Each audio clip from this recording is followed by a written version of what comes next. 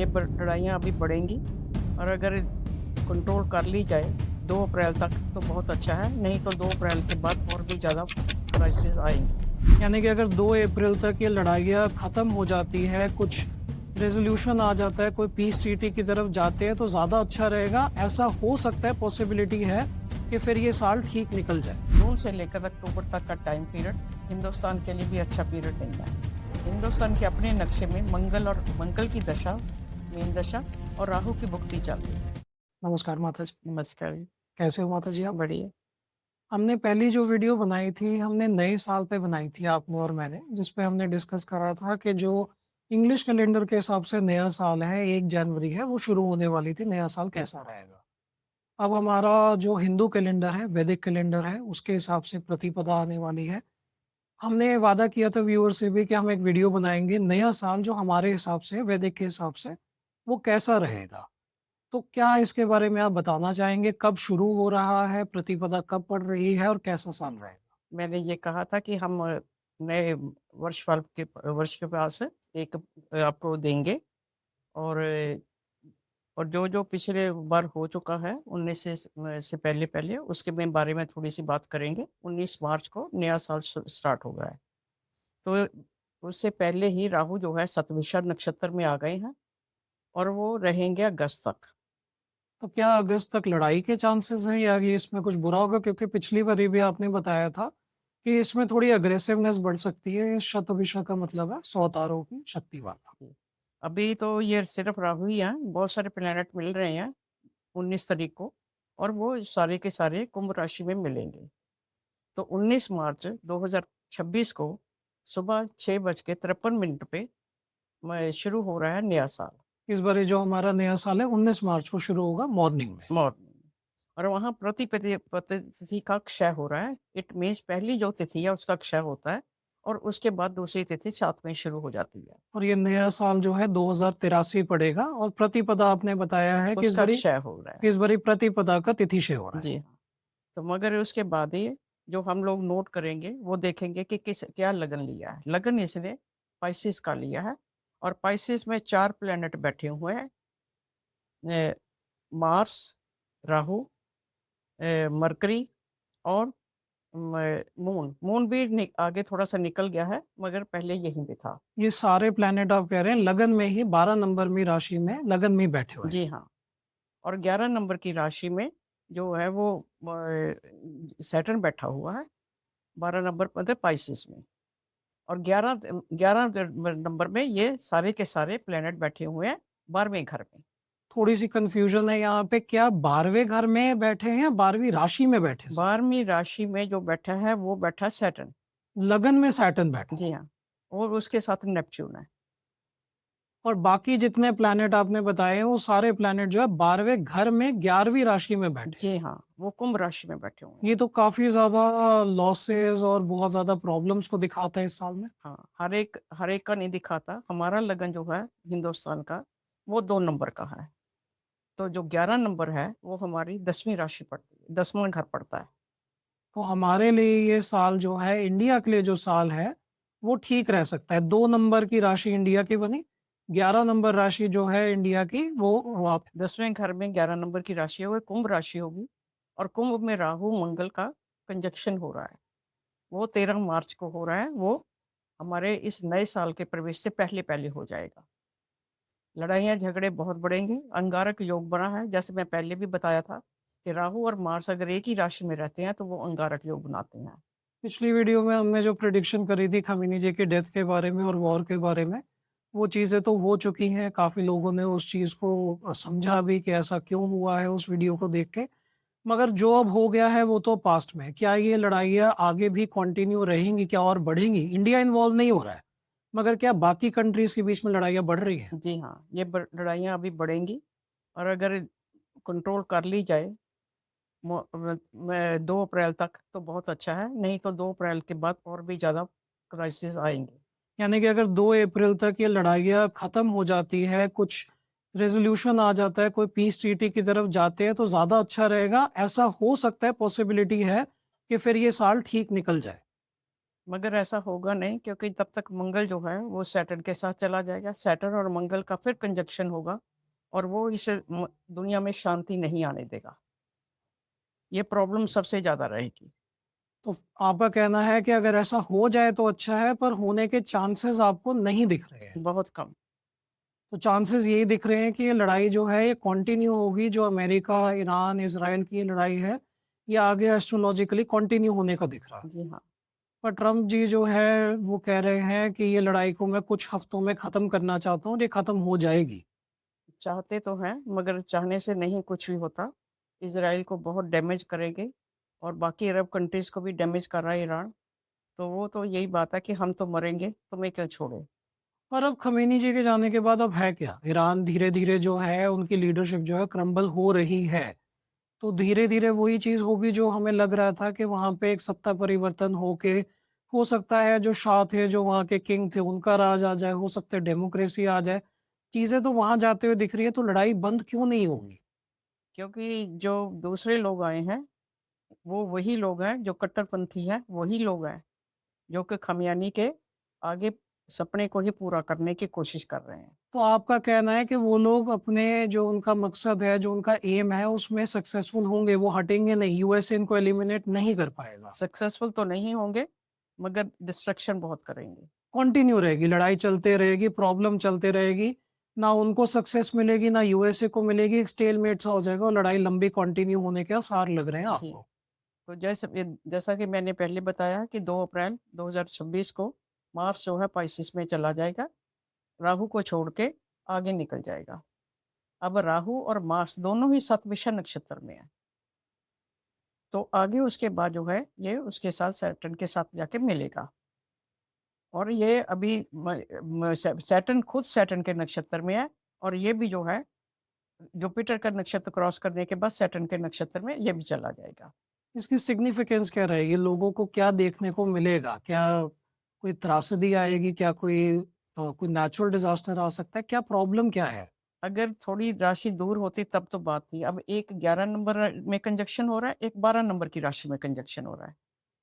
तो ये कंटीन्यूअसली कोई ना कोई प्रॉब्लम चलती रहेगी, ये दिखाई दे रहा है। कब तक? क्या पूरे साल जब तक हमारा ये जो नया साल शुरू हो रहा है, मार्च में जो शुरू हो रहा है, क्या अगले मार्च तक चलते रहेगी या पहले?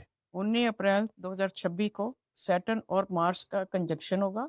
इसका मतलब कि सैटर्न भी उसी डिग्री पे होगा, उसी मिनट और सेकंड होंगे जितने पे भी मंगल आ जाएगा।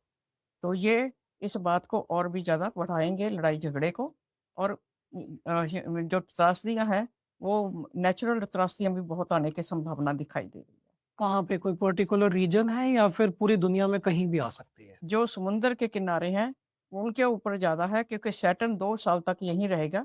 अगले 2027 में निकलेगा, 25 में आया था। ये पाइसेस में होने की वजह से, एक वाटरी साइन में होने की वजह से आप कह रहे हैं कि जल त्रासदी आने के जी हाँ। ज़्यादा चांसेस हैं। और 1 जून, 2 जून तक जुपिटर जो है, वो आ जाएगा कैंसर राशि में, अपनी उच्च की राशि में। तो उसके बाद जो है, थोड़ी-सी शांति ईरान के फ्रंट पे होने की चांसेस दिखाई दे रहे ये हैं। डेट आपने कौन-सी बताई है जब ये होगा? ये 1 जून 2026।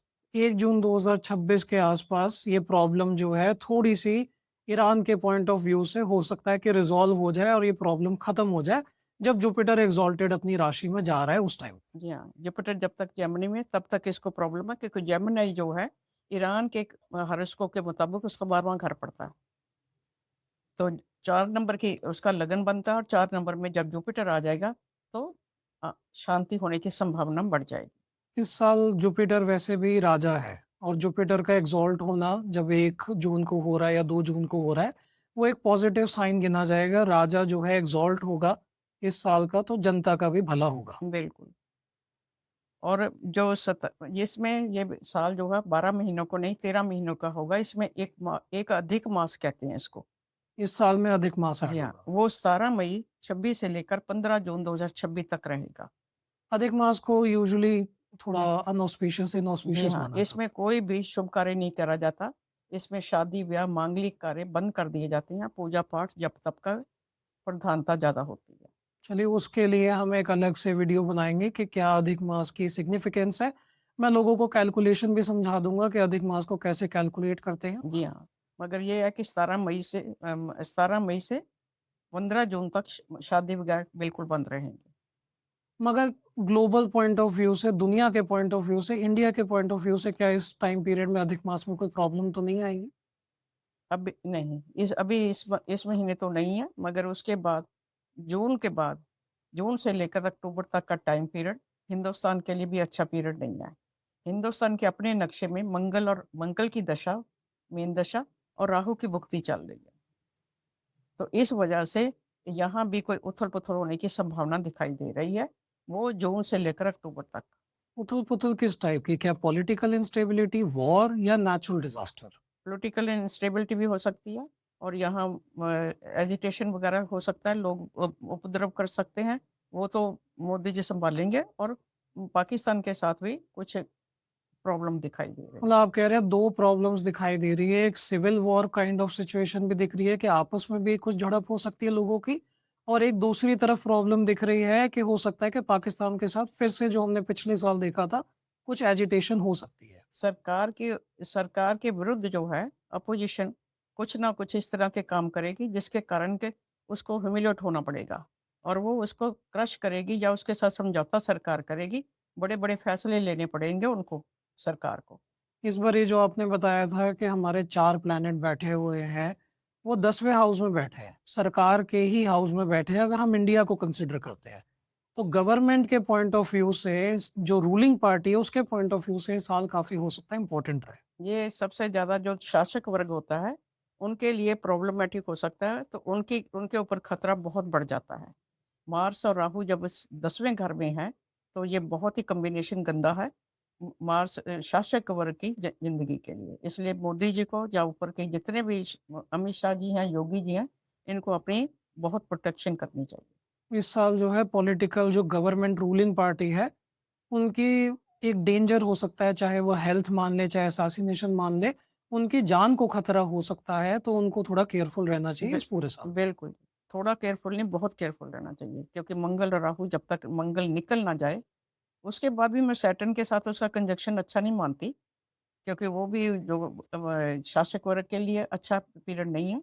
तो कोशिश करनी चाहिए कि उनको अपनी सेफ्टी की बहुत ज़्यादा चिंता करनी चाहिए, ट्रैवलिंग कम से कम करनी चाहिए। पर शासक तो जो है जनता के लिए तो इस साल अच्छे होंगे, और मंत्री जो हमारा मंगल बैठ रहा है उसकी क्या सिग्निफिकेंस रहेगी? क्या मंगल वॉर को ही दिखा रहा है मंत्री बन के? राजा जो है वो जुपिटर है, जुपिटर जब तक अपने उच्च की राशि में आएगा, तब तक थोड़ी ठंड हो जाएगी, सहनशीलता बढ़ जाएगी लोगों में। मगर मंगल जो है वो अग्रेसिव है, मगर राजा अगर ठीक-ठाक होगा, तो मंगल भी ठीक-ठाक रहेगा। जून के बाद से जो एग्ज़ॉल्टेड है, मुझे भी यही उम्मीद है कि तब तक ये प्रॉब्लम जो है थोड़ी सबसाइड हो जाएँगी। ईरान साइड से भी और बाकी तरीकों से ये भी अच्छा रहेगा। कोशिश है, वो लोगों की भी कोशिश है, शासक वर्ग की भी कोशिश है, चाहे ट्रंप हो, चाहे पोजेशियन हो, ईरान वाले हों या इज़राइल वाले हों। तो उन सब की यही कोशिश रहेगी कि लड़ाई को जितनी जल्दी समेट दिया जाए, उतना अच्छा है। लड़ाई की कैपेबिलिटी भी नहीं है, यूएसए तो चाहे इतने फंड्स को अरेंज कर पा रहा है, ईरान के पास भी बहुत ज़्यादा फंड्स नहीं है कि वो लगातार लड़ पाएँ।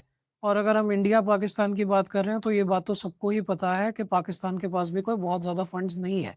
अभी लेटेस्ट न्यूज़ ये भी आ रही है कि पाकिस्तान के पास हार्डली कुछ दिनों का तेल रिज़र्व में पड़ा हुआ है। जो ईरान में हो रहा है उसकी वज़ह से पूरी दुनिया का ऑयल रिज़र्व में प्रॉब्लम आ रही है। और सबसे ज़्यादा पाकिस्तान में ये सुनने को आ रहा है कि कुछ दिनों का, मुश्किल से 4-5 दिन का ही तेल बचा है। तो लड़ने की तो सिचुएशन पाकिस्तान की भी नहीं है बिल्कुल भी। ईरान तो फिर भी लड़ पा रहा है, पाकिस्तान की तो बिल्कुल भी नहीं दिखती हमें। तो सिविल वॉर बढ़ती जाएगी इसमें। लोगों को खाना नहीं मिलेगा, लोगों को पेट्रोल नहीं मिलेगा, लोगों को पानी नहीं मिलेगा। ज्यों-ज्यों गर्मी बढ़ती जाएगी, प्रॉब्लम आनी जाएगी उनकी। वहाँ सिविल वॉर की जैसी हालत तो अभी भी है और आगे भी उनके बढ़ेंगे। मगर जब हमने नए साल की वीडियो करी थी तब भी आपने ये बताया था कि ये वो साल नहीं है जिसमें पाकिस्तान के टुकड़े होंगे।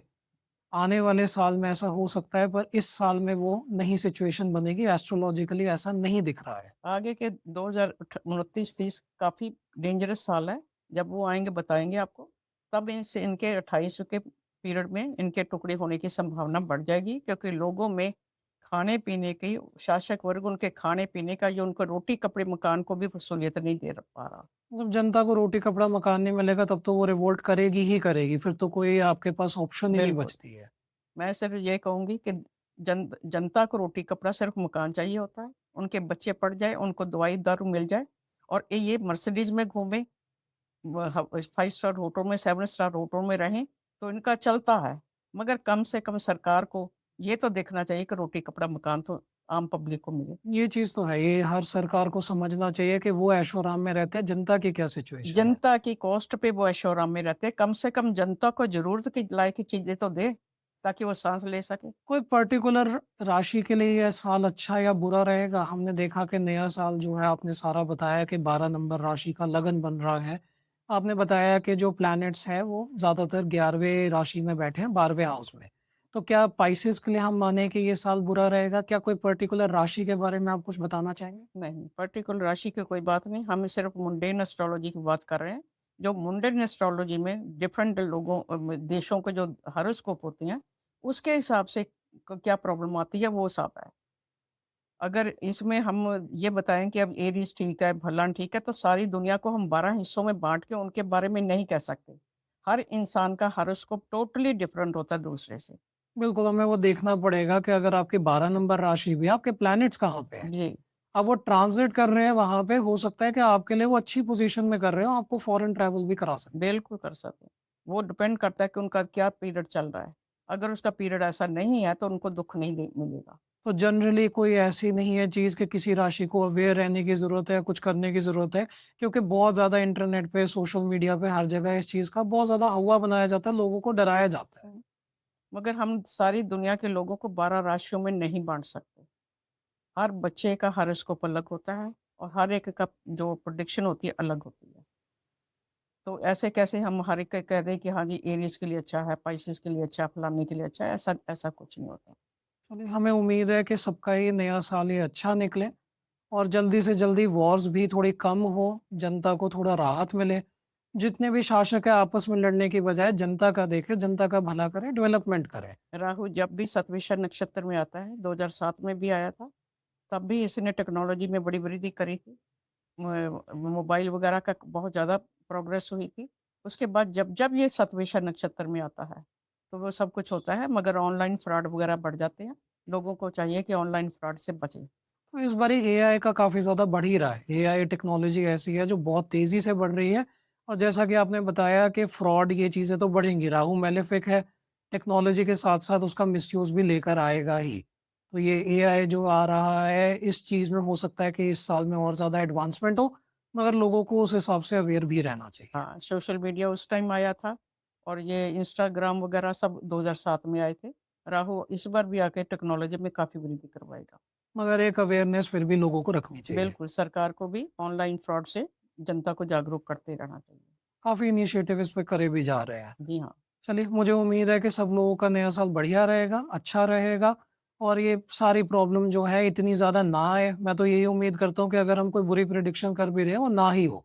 हमारी प्रेडिक्शन गलत हो जाए मगर कुछ बुरा ना हो, पूरे देश दुनिया में शांति बनी रहे। हिंदुस्तान के लोगों को बहुत शुक्रिया अदा करना चाहिए ऊपर वाले का, कि उससे हम इस दुनिया इतनी उथल-पुथल वाली दुनिया में हम लोग जो है हिंदुस्तान में आराम शांति से रह रहे हैं और लोगों को चाहिए अपने देश की तरक्की में, उन्नति में, प्रोग्रेस में आगे बढ़ के साथ दें। इस टाइम यही सिचुएशन है जो यूएसए में थी कि पूरी दुनिया में वॉर लगी हुई थी और वो वेपन बेच के अमीर हो रहा था। जी, इस टाइम इंडिया उस सिचुएशन में है कि हम वेपन तो नहीं बेच रहे पर हम अपना एक ग्लोबल चेन बना रहे हैं, इकोनॉमिक्स को स्ट्रॉन्ग करके दुनिया लड़ रही है और हम अपने आप को स्ट्रॉन्ग धीरे-धीरे करते जा रहे हैं। जी। मुझे यही उम्मीद है कि सबके लिए अच्छा निकले पर एटलीस्ट वही बात होती है कि सबका भला हो पर पहले मेरा भला हो। तो सबका ही भला हो, सारे कंट्रीज़ का अच्छा हो पर पहले इंडिया का अच्छा हो, हमारा कंट्री प्रोग्रेस भी करे और सबका नया साल जो है इंडियंस का अच्छा रहे। जी, इस वीडियो के लिए इतना ही माताजी, धन्यवाद। नमस्कार। अगर आपको हमारा वीडियो पसंद आए तो आप वीडियो को लाइक कर सकते हैं, चैनल को सब्सक्राइब कर सकते हैं और हमें डिफरेंट सोशल मीडिया प्लेटफ़ॉर्म पे फॉलो भी कर सकते हैं।